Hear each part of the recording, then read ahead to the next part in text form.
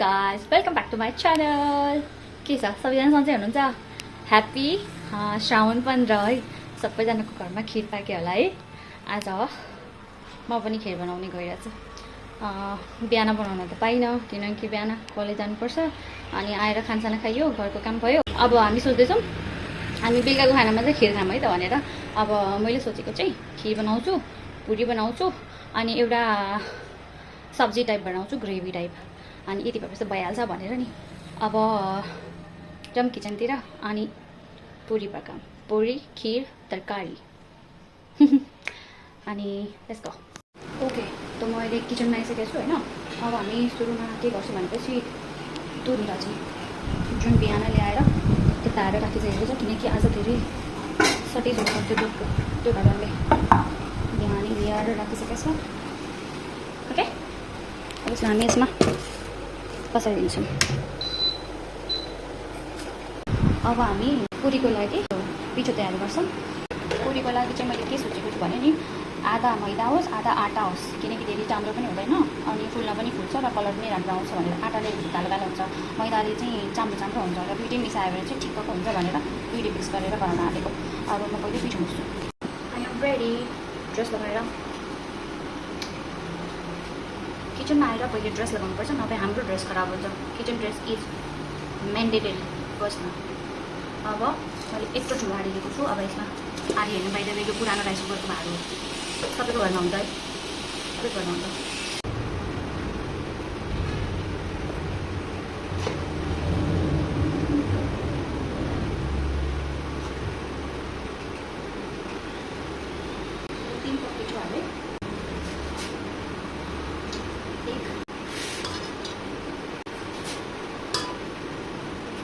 पिठो र मैदाले मैले मिसाइसकेँ। मिक्स गरेँ त्यसमा म हल्का सनफ्लावर ओइल हाल्छु।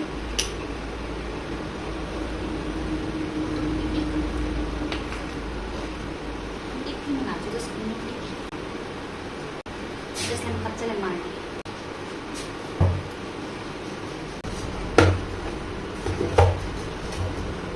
यतिको भयो पिठो है, नरमै छ। त्यसलाई चाहिँ एकछिन रेस्ट गर्न दिने, छोपेर राख्ने 10-15 मिनटको लागि। त्यसपछि त्यति बेलासम्म हामी तरकारीको तयारी गर्छौँ ल।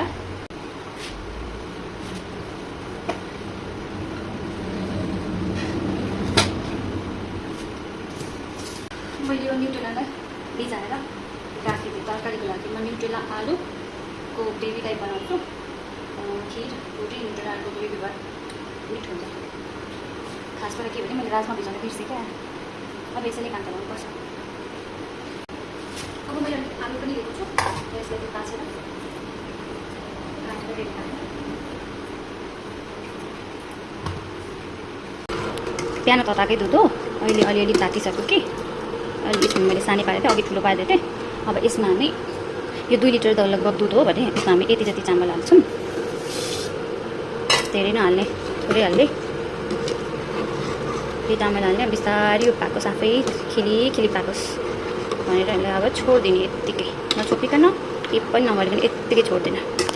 अब यो आफै बिस्तारै काट्दै गर्छ। त्यतिसम्म मैले तरकारीको लागि मैले आलु ताछेर रेडी पारेँ। अब यसलाई काट्छु अनि यो पनि भिजाएको छु। यसलाई पनि भिजिसक्यो। यसलाई पनि भुट्छु, फ्राई गर्छु, काट्छु है। यसलाई पनि काट्छु अनि मसलालाई पनि काट्छु। अनि त्यसपछि म सब्जी बसाएर मात्रै पुरी पकाउन थाल्छु। किनकि अब एक्लै छु नि त, उहाँ पनि हुनुहुन्न। अहिले काम तपाईँ निस्किनु भएको छ। एक्लै हुँदाखेरि सबै एउटा मैले सकेर अर्को मैले स्टार्ट गर्नुपर्छ, किनकि फेरि एउटा डर्ने होला, पिक्ने होला। अब त्यो खिर बिस्तारै भएको सानो पारेको त्यो पाकिहाल्छ। अनि थोरै उयो चिनी नहालेको निकालेर बुवाको लागि अनि पाकेर चिनी हाल्नुपर्छ। अनि अरू चाहिँ यता सब्जी बसाएर अनि चाहिँ पुरी पकाउन थाल्छु। हामीसँग टाइम छ अहिले नै, हामीसँग टाइम छ अहिले। नाति काम बिस्तारै गर्ने आरामले भइहाल्छ। सबै एक्लै पनि भ्याइन्छ कि, तर आत्तिनु हुँदैन, गरिहालिन्छ है। अब यस्तै छ मेरो चाहिँ काम। तपाईँहरूको श्रावण 15 कसरी मनाउँदै हुनुहुन्छ, कसरी मनाउनु भयो? म चाहिँ यसरी मनाउँदैछु किचनमा फ्यामिलीसँग। अब गएर बसेर खाने पाकेपछि त्यही त नि पकाएर खाने। सँगै खानालाई त पकाउनु पऱ्यो, पकाउनुलाई अब काम त भइहाल्छ। सँगै बसेर खाने रमाइलो गर्ने त भनिन्छ। अब सँगै बसेर खानालाई त पकाउनु पऱ्यो।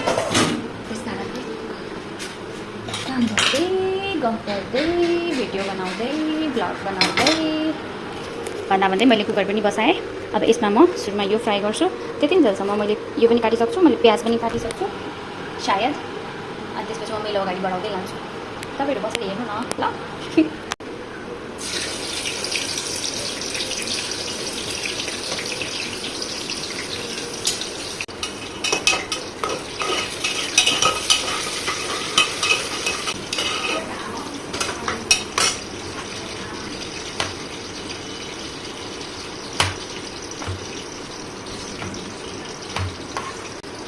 आलुमा जज नगर्ने कसरी काटेछ भने जस्तो गर्दा पनि हुन्छ, किनकि हामीले यसलाई सिटी लगाउने हो र ग्रेभी बनाउने हो।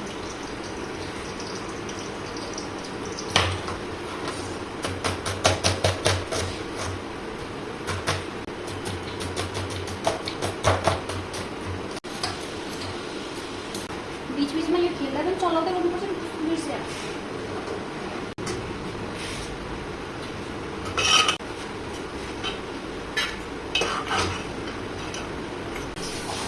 मैले त्यसलाई रेसमा हालेँ। अनि हाम्रो किचनमा इन्ट्री भइसकेको छ मेरो पियर असिस्टेन्ट। त्यो कहाँ जानु? मेरो पियर असिस्टेन्ट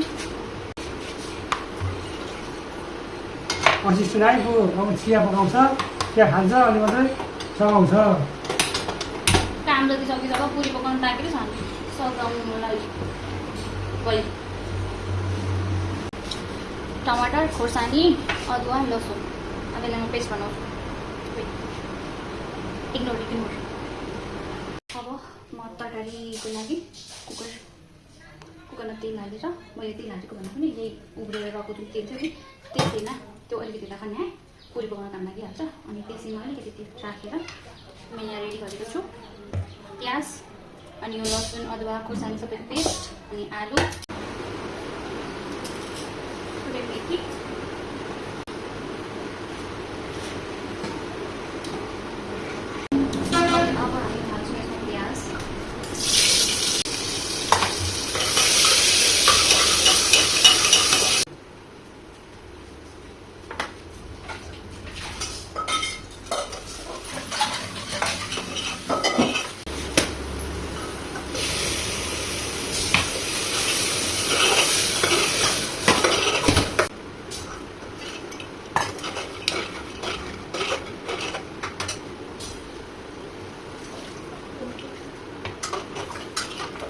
सबै थोक हालिसक्यो होइन। अब यसलाई खालि बन्द गरिदिने, अनि 3-4 सिटी मजाले लाग्न दिने है।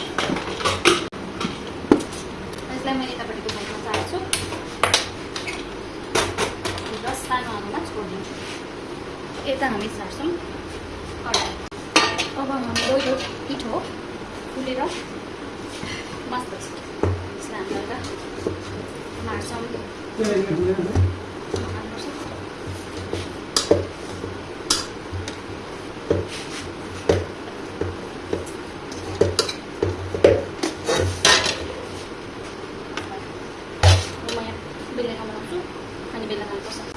Like this.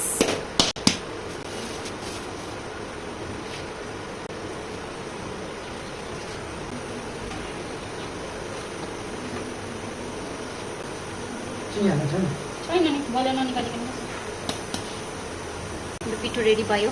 अब यसलाई 1/3 यता, फेरि हाफ यता, हाफ यता, दुईवटा डल्लामा राखिदिन्छु। अहिले सुरुमा एउटा डल्ला।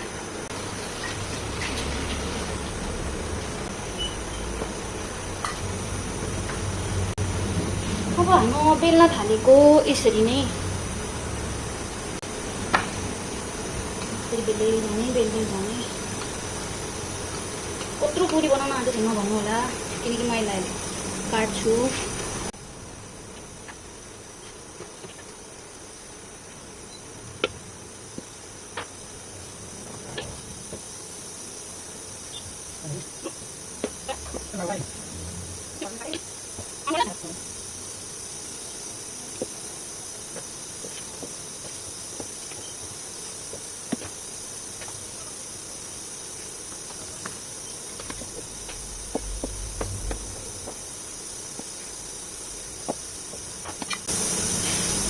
अब मसँग यस्तो खालको कटोरा छ, ठ्याक्कै पुरीको लागि चाहिँ ठिक्क हुन्छ। मतलब यो हेर्नुहोस् त, एउटा पुरी यत्रोभन्दा कत्रो चाहियो होइन? मेरो पुरी टक्क यसरी भयो है। अब म यो पुरीहरू बनाइसक्छु अनि म यता मेरो असिस्टेन्टलाई दिन्छु अनि उहाँहरूले पुलाउनुहुन्छ।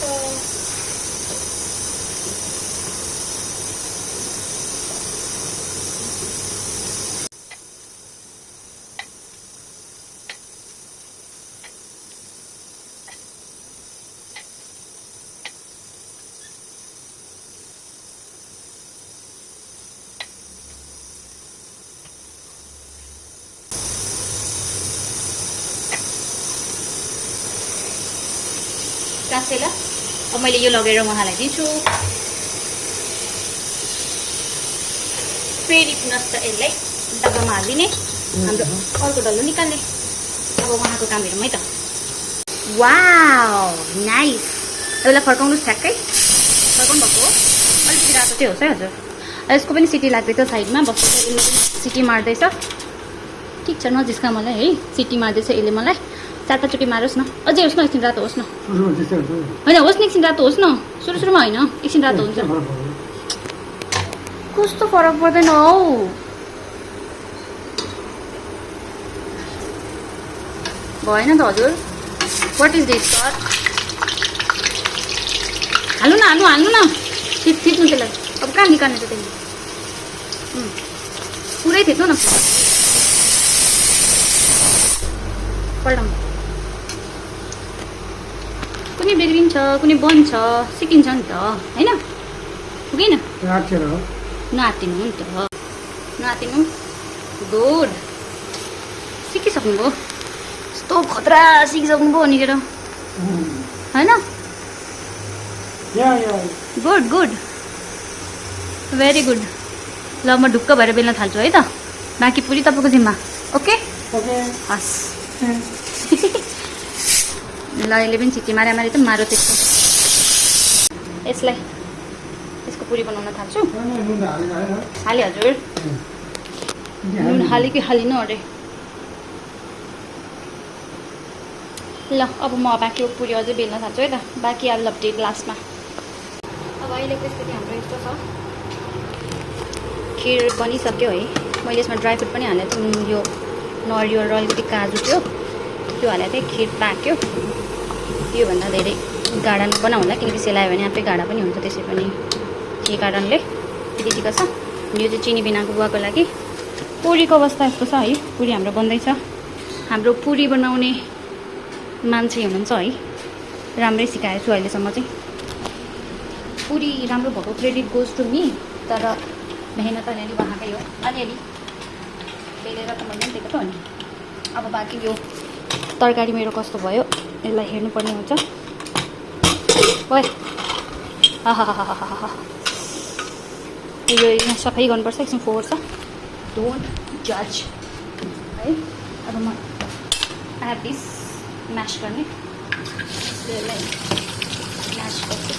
अब हाम्रो यसको अनुहार यस्तो छ, लाइक राम्रै छ। अब हेर्नु यसलाई म्यास गर्नुपर्छ माथिबाट, ताकि आलु हाम्रो अलिकति म्यासमुस होस्, ताकि ग्रेभी खान मजा आओस्।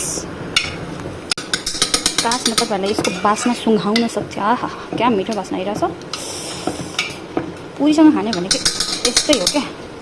यसमा सायद थोरै अब यो सोया चङ्क्सहरू मात्रै छ ठुलो ठुलो होइन। बाँकी आलु त मैले पुरै म्यास गरिसकेँ। यसमा अब अलिकति पानी हाल्छु, किनकि अलिक पातलो हो भने यति ठिक पनि छ। अब हेरौँ कति बनाएको छ। अब थोरै जस्तो भयो भने पानी हाल्छु, नभए ल त ओके।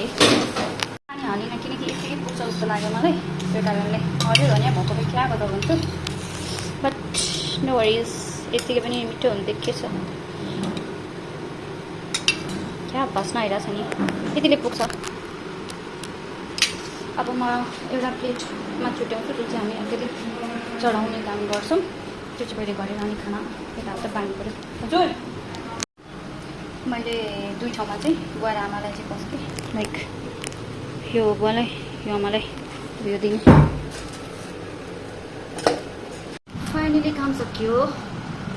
मैले मेरो ड्रेस पनि खोलेर टङ्गाइसक्यो भाडा पनि मैले अब त्यो खिरको भाडा बाँकी छ अनि लाइक हाम्रो यहाँ पुरी खिर रोटी अनि खाने मान्छे कस्तो भएछ त हजुर मिठो भएछ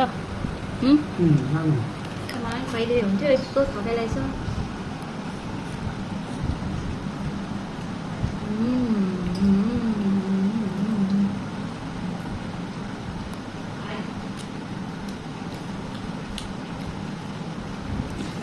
मेरो मेहनत आइ हाय थाकिसक्यो म अब खिर पनि ट्राई गरौँ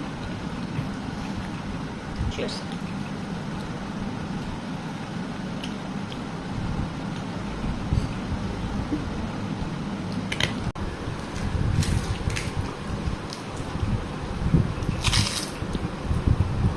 मिठो पिरो पिरो त त्यति छैन है